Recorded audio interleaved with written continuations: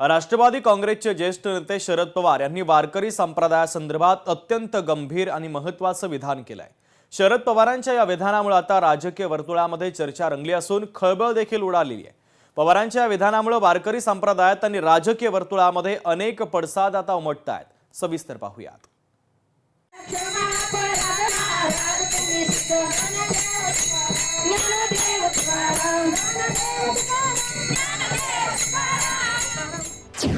वारकरी संप्रदायात प्रतिगामी लोकांची घुसखोरी, शरद पवारांच्या विधानावर राजकीय टीकेची झोड, विठ्ठलाची आराधना करणं धर्मांधता नाही, भाजप।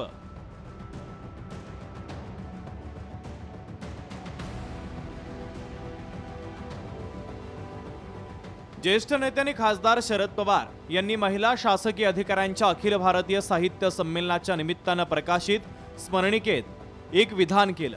या विधानामुळे राजकीय वर्तुळामध्ये खळबळ उडाली आहे। शरद पवारांनी केलेल्या विधानावर वारकरी संप्रदायानेही तीव्र नापसंती व्यक्त करत त्याचा निषेध केलाय। वारकरी संप्रदायासारख्या समतेच्या चळवळीतही हे प्रतिगामी लोक घुसखोरी करू लागलेत। वारकरी संप्रदायामध्ये 60% लोक हे बोलताना धर्मांध शक्तींना अधिक बळ मिळेल अशा पद्धतीने मांडणी करतात, म्हणून आता आम्ही यादी करायला सुरुवात केली आहे। आता साधारणतः 41 लोक असे दिसतात की ते वारकरी संप्रदायामध्ये कीर्तन प्रवचन यामधून पुरोगामी भूमिका मांडतायत। त्यांची अत्यंत गरज आहे। दुर्दैवाने या प्रबोधनाच्या मार्गावर कुठं महिला दिसत नाही, असं शरद पवार यांनी म्हटलंय। शरद पवारांच्या वारकरी संप्रदायाबाबतच्या विधानावर भाजपच्या आध्यात्मिक आघाडीचे प्रमुख तुषार भोसले यांनी तीव्र प्रतिक्रिया दिली आहे। भोसले यांनी शरद पवार यांचा उल्लेख मौलाना शरद पवार असा केला आहे। वारकरी विचार हा भागवत धर्माची पताका घेत प्रत्येक जो व्यक्ती आहे त्या व्यक्तीच्या मनाची चित्ताची शुद्धता झाली पाहिजे अशा प्रकारचा विचार करणारा, पर्यावरणाची साधर्म साधणारा अशा प्रकारचा विचार आहे। मला असं वाटतं की पवार साहेबांचा जो काही लेख आहे तो अत्यंत चुकीचा आहे आणि मला दुःख आहे की पवार साहेबांनी अशा प्रकारचा लेख लिहिला। हिंदू धर्माचा आणि वारकरी संप्रदायाचा कायम द्वेष करणाऱ्या मौलाना शरद पवारांना आता वारकरी संप्रदाय धर्मांध वाटू लागलाय।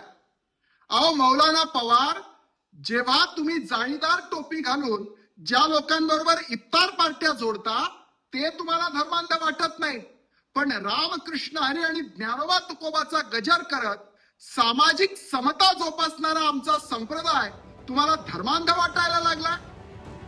वारकरी संप्रदायावरील विधानानं राजकीय आरोप प्रत्यारोप होत असताना शरद पवार, राष्ट्रवादीचे प्रवक्ते विकास लवांडे यांनी केलेल्या वक्तव्यामुळे या प्रकरणाला वेगळं वळण लागण्याची शक्यता निर्माण झाली आहे। लवांडे यांनी तुषार भोसले यांना प्रत्युत्तर देताना भोसले यांचा उल्लेख ढोंगी वारकरी असा केलाय।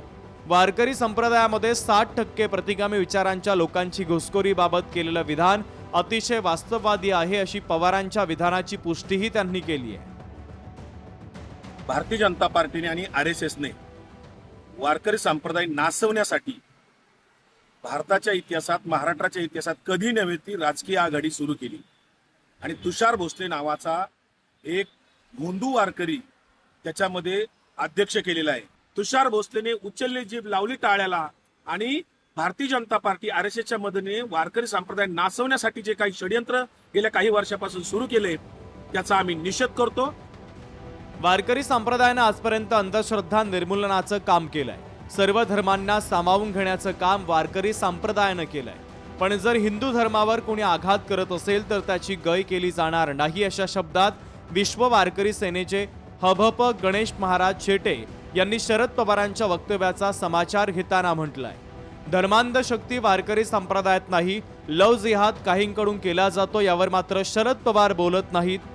प्रबोधन केलं जातं त्याला धर्मांधता म्हणत नाही, असे खडे बोल भाजपचे प्रवक्ते नवनाथ बन यांनी पवारांना सुनावले। धर्मांध शक्ती वारकरी संप्रदायामध्ये नाही, जे औरंगजेबाचे आणि अफजल खानाचे वंशावळ आहेत ते धर्मांध शक्ती आहेत। त्या धर्मांध शक्तीकडे बघा।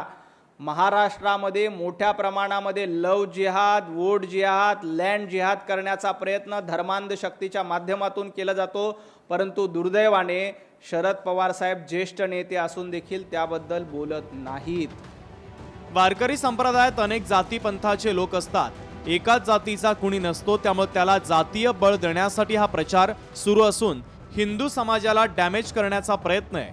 हिंदू समाजाची ताकद विभागण्याचा शरद पवार यांनी प्रयत्न करू नये, अशी टीका शिवसेनेचे नेते संजय शिरसाट यांनी केली आहे.